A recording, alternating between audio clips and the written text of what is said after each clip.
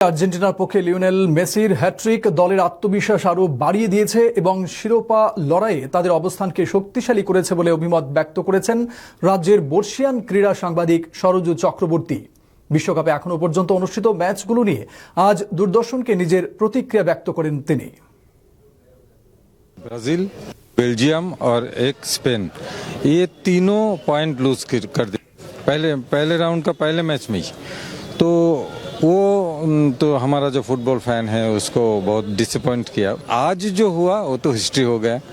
Argentina और उससे पहले Spain, then Argentina, France, then Argentina, दोनों ने जीत लिया। और एम्बापे वहाँ पर 2 गोल मारा और मेसी हैट्रिक किया और ये तो उनका रिकॉर्ड हो गया।